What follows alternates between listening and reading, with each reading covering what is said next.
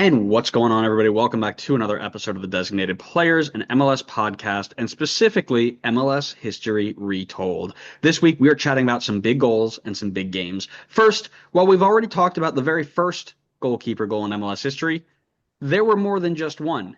We're going to retell the story of Will Hesmer's goal for the Columbus Crew, and then we're going to head back to Kansas City to retell the story of Birahim Diop and his hat trick that helped close out the 2010 KC Wizards season out in style. I'm Andrew, that's Connor, and this is MLS History Retold. Big Cone, how we doing? Slowly doing worse and worse the more I have to talk to you. I know I really like being able to knock out a couple of these at a time, but it means I need to stay on for like we're going on hour two right now of a Friday night. Like Yeah. I could think And of a it's couple different. clearly getting to us because we Yeah. were a mess the last episode. Yeah, but this one's gonna be better. I've got good vibes, man. Put the good vibes out in the world. You are a big vibes guy. That's what I I've am. heard. I live on vibes, man. Live on vibes. Yeah. Yeah. You know what I want to know though? What's living on your neck right now? Do you live on what my scarf is? We'll see. It depends on what it is. Well, it's another stretch because for the third week in a row I'm talking about the KC Wiz and I do not own a KC scarf. So again, we are going with their opponent in this case, and that would be the San Jose Earthquakes. Yeah, well, I have to follow in your footsteps. I still have not moved, considering we are recording all of these kind of back to back. So if you listened to our episode 2 weeks ago and you heard like, oh, he hasn't moved yet, it's because we're recording it on the same day, and I have not Whoa, moved. I breaking the fourth haven't break the wall. fourth wall, and I'm going to tell you, I haven't moved in the last 2 minutes. So, crazy enough as it That's sounds, why he man. hasn't moved because he's finally now breaking the fourth wall and he's allowed to leave the house. I can finally move forward. Um, so I've also gone with their opponent because it's one of the few scarves I have left in the collection because it's a silk scarf, so it doesn't provide a lot of padding for things like dishes and pictures and glass. So And I it's don't also use it. upside down. No, it's not. Look at that. Boom. TFC. Your maple leaf is upside down. It's not my maple leaf. It's Canada's maple leaf. Let's be respectful, okay? I don't need to hear any of Ooh, this nonsense. that feels like shots fired at Vancouver and Montreal. I mean, I don't know if they would claim that maple leaf right there. Well, listen, you know what? I don't care if they're going to claim it or not because you know what Will Hesmer can claim? Will Hesmer can claim he scored a goal in MLS history. Boom. Because let's be honest. So Connor, I know you're not a soccer guy. I know you're a tennis guy. But I'm going to explain to you that there is nothing quite like scoring your first ever goal. Every kid can tell you the exact sequence that led them to tucking the ball away and celebrating like you just won the World Cup. I've got mine right here, and I'm not going to bore you with it because it is while it's insane. It is a crazy series of events. I'm not listen. That's not what we're here to talk about. We're here to talk about Will Hesmer. But listen, there's nothing more exciting in the game than watching the ball hit the back of the net and everyone around you erupting into pure ecstasy. Unfortunately, most goalkeepers do not get this feeling due to the fact that they're usually over 100 yards away from all of the action. And we already spoke a little bit about the first ever goal in MLS history, a long bomb forward by New York, New Jersey's Danny Sapero, which bounced over the head of the goalkeeper off of the hard Giant Stadium turf and flew into the goal. However, there was one other instance where an MLS goalkeeper experienced the overwhelming joy of celebrating a goal, and that was Will Hesmer. The longtime Columbus Crew goalkeeper can add his name to these ranks alongside Sapero, but he might just have a claim for scoring the best goalkeeper goal in MLS history. For you see, he didn't get lucky with a gust of wind or a strong turf bounce over the head of an onrushing and unaware opposing goalkeeper, but he scored a true striker's finish that day. And that day was back on October 16th, 2010, where the Columbus Crew were taking on Toronto FC in the second to last game of the season. Now, I wish I could sit here and tell you that this game was a fierce battle for the final playoff spot, but it wasn't. Because of the way that MLS did their playoff system, by this point, Columbus had clinched its playoff spot, while Toronto had been eliminated in a historically bad Eastern Conference where exactly zero teams outside of the top two auto qualifiers made the postseason. For those of you wondering, the top two in each conference made the postseason, and then it was the next four best. So it could have been from any conference, and the East was so bad they had zero wild card participants. So it was Red Bull and Columbus taking on the Western Conference for MLS supremacy. Now, that being said, this was still a fight for pride, and actually, there was something in it for Columbus because if Columbus had won the match, they could have topped the East and had a different playoff outlook. So there was still a lot to be had in the outcome of this match. which started brilliantly for Columbus as they jumped out to a 1-0 lead off of a Chad Marshall goal. He rose up highest to meet a Guillermo Barros corner, knotted it off the crossbar, which hit John Conway's back and in. Maicon Santos, an MLS journeyman in his own right, would level the game with a left-footed rocket from outside of the box just 15 minutes later. Toronto would keep the pressure as Jacob Peterson, yes, that Jacob Peterson, tapped home a Nicholas Lindsay cross just before halftime to give TFC a 2-1 lead heading into the break. Then things would get fun. As the game kicked up in intensity, lifelong MLS troublemaker Steve Lenhart got into it with the TFC goalkeeper John Conway. After some off the ball ruckus, both players were sent off from the match, leaving the game to be played 10v10. In subs Milos Kocic, a TFC goalkeeper who was in the squad for the very first time that match day, who was called into action for the last 17 minutes of the game. And if you think a goalkeeper who gets subbed into a match is not going to get tested, you have not met your soccer gods yet. With just seconds left in regulation, Columbus were awarded a corner kick, and up comes Will Hesmer to try and get the goal to bring Columbus level and keep pace with Eastern Conference leaders RBNY. The ball is swung in on top of Kocic, who flaps at it with his top hand, misses the ball, and causes the defender to flub a headed clearance, falling right to Hesmer's feet. Now, most goalkeepers in this situation would panic, and he would just kick it as hard as he could and see what happens. But instead, he took a deft touch to bring it down to his favored right foot. And instead of just bombing it, he lifted up his foot and paused to let the defenders go to ground or move around to see if he could open up a space for get a chance at goal. Then he toe pokes the ball towards the goal, deflects off a TFC player sliding to ground to block the shot, and it trickles over the line. He peels off celebrating as the Toronto FC players hold their head in their hands and their fans look out on the pitch in disbelief. The score would end 2-2, which was massive because Red Bull drew their game in hand, meaning that if Crew won and Red Bull either lost or draw, they would take the first spot in the East. However, it wasn't meant to be, as Red Bull would pick up 3 points on the final day and finish in the top spot in the Eastern Conference. However, in the book of MLS history that we are rewriting, when ranking MLS goalkeeper goals, Hesper might not be able to say he did it first, but he might just be able to say that he did it better. This story almost had the perfect ending if it wasn't for Red Bull ruining it. Typical Red Bull fashion.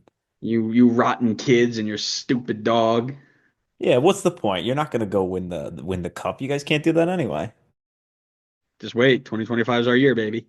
And I've been hearing that every year since I've been following this league. And you're We're gonna keep hearing it. we're approaching 10 years of having heard that. So, I mean, happy almost 10-year anniversary of saying Isn't that. that crazy that we're gonna be on this podcast like until Red Bull win the cup? That's the only time we can stop, by the way. I don't know if I told you that. I guess this podcast never ending. That's right. Man, that's tough news for me. But I'll tell you who no, I can't even. I was like, I'll tell you who's never ending scoring, and that's Birahim Diop against San Jose. That was the stretch of a lifetime trying to make that one work. But Are you feeling overwhelmed by life's challenges? At Salt River Therapy, their therapists provide you with a safe, affirming space to heal and to grow. Salt River Therapy's boutique practice offers compassionate, quality therapy for individuals and couples, both in person in Brooklyn and virtually throughout New York and New Jersey. They specialize in anxiety, grief, low self-esteem, identity issues, trauma, relationship challenges, and more. They accept most New York Aetna plans and have sliding scale rates available. Are you ready to prioritize your mental health? Schedule a free consultation today at saltrivertherapy.com. That's SaltRivertherapy.com and let them support you on your journey to better well-being.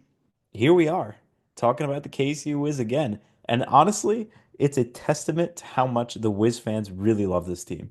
Mind you, this is the third straight story we're doing about the Wiz in a season where they didn't even make the playoffs. That is extreme dedication and love for this team, and I have nothing but the utmost respect for it. With that said, today we are going to be talking about Birahim Diop's hat trick against San Jose Earthquakes on the last day of the 2010 season. We talked about KC's hunt for the playoffs in the 2010 season when we discussed their miraculous 3 goals turnaround to beat Houston to keep themselves in the playoff hunt. Unfortunately, that hunt would end with them not making the playoffs, which was a fate they knew before coming into this final match day, meaning that they would be facing off with San Jose on the last day of the season with nothing to play for. Due to Casey having no pressure to get a result, the side saw a lot of new faces included, with the likes of a couple young guns known as Matt Beasler and Graham Zusi looking to make a name for themselves. Beasler had already become a steady part of this KC team, but was still only in his second season and still had plenty to do to really bolster his name in the league. Zusi, while also being in his second year, had not yet broken into the team like Beasler had, considering he only saw about a combined 1,000 minutes in his first 2 seasons. San Jose, on the other hand, while already having secured a playoff spot, still had a chance to move up a couple places in the standings on the last day if they were able to win and get a little bit of help elsewhere, meaning they wouldn't have to potentially go up against the juggernaut LA Galaxy side with Beckham and Donovan. This resulted in San Jose playing a pretty strong side with guys like John Bush and Chris Wondolowski included in the starting 11. The game kicks off, and unlike the match against Houston, this game would take a little bit more time to finally get into the action. It wouldn't be until the 36th minute where Diop would grab his first goal after he heads home a goal off a pass from Jonathan Leathers. This scoreline would remain going into the half. Just like last time, 15 minutes into the second half, Diop would score his second, another header past Bush to make it 2-0 in Casey's favor. While there wasn't anything to play for, this is still a good start for the fans in the stands to give them a high note to end on a disappointing season. Well, maybe let's put a quick pause on the high note as legendary striker Wondolowski would find the back of the net after tapping home a volley off a cross from Giovanni. Even though this is a Casey story, I'm going to quickly divert to talk about how this was a meaningful goal for Wando. Going into the last game of the season, Edson Buttle and Wando were tied with 17 goals, with one chance left to separate themselves for the Golden Boot. Buttle didn't end up scoring in his final game against Dallas, meaning that this goal from Wando solidified him as the sole Golden Boot winner for the 2010 season.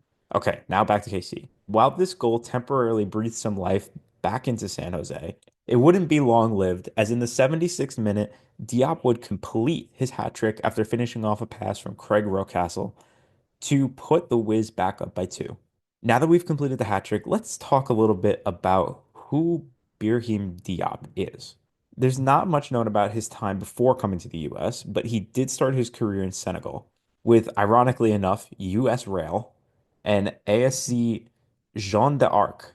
Somehow, the Metro Stars found him, and he eventually made his move to the US by joining the Metro Stars reserve team until being called up to the first team by then coach Octavio Zambrano. He would only make 4 appearances for the Metro Stars before moving on to Deportivo Pereira in Colombia, where again he only made 4 appearances. The following season, he ended up with, and good lord, this is going to be brutal to pronounce, CS Telegol Tiras Tiraspol in the Moldovan League. How did he get there from Colombia, you may ask? Great question.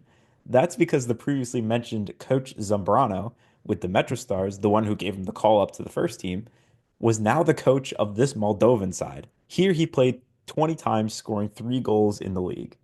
Afterwards, he comes back to the US, but he was actually playing in the amateur leagues in New York City, where he tore it up, scoring 19 goals in 25 matches, before finally moving to the KC Wiz in 2010, where he would make the most league appearances for a team outside of Senegal, playing 32 times and scoring 5 league goals, 3 of which we just talked about. All right, now back to the rest of the game.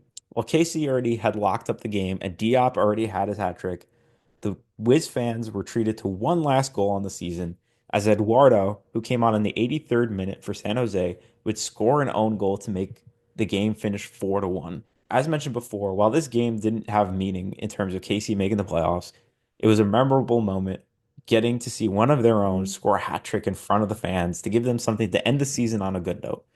And as mentioned in the last episode, there was plenty of exciting things coming up in the near future for KC fans. So stay tuned, KC fans, for more exciting stories where you'll be winning more significant things in the future. I'll tell you the very first thought I had when I was like laying out all of these stories all in a row was like, man, SKC loved 2010. They must have done bits in 2010. And then I looked at it, I was like, what are we doing? But you're right. But I love the way you phrase it, right? It's all about what they care. This is a series for the fans. The fans give us these stories. We're not picking them.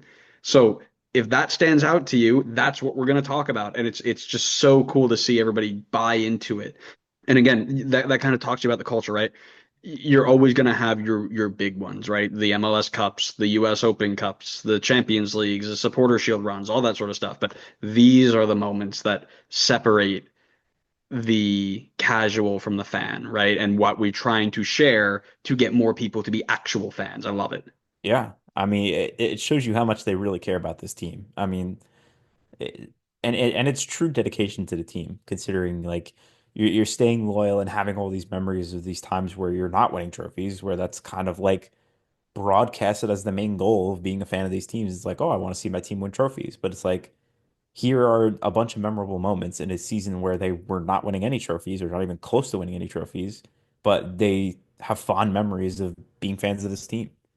Yeah, and that's what it's all about. So listen, if you're listening to this and you are going back through all of our stuff and saying, "Oh, they missed this," because it's all in blah blah blah blah blah blah.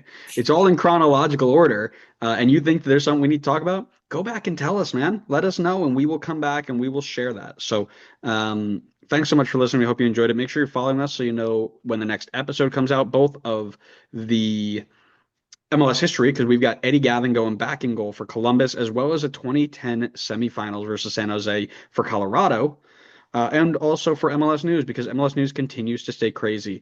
And then we've got our games, and then we've got our pack openings. We've got so much content coming out. Make sure you continue to subscribe, follow, and share it, because that's what we're doing. We're trying to get to 1,000 subs on YouTube by the end of the year, so help us out with that. Thanks so much again for listening. We hope you enjoyed it. We'll see you next time on the next episode of the Designated Players and MLS Podcast. See ya.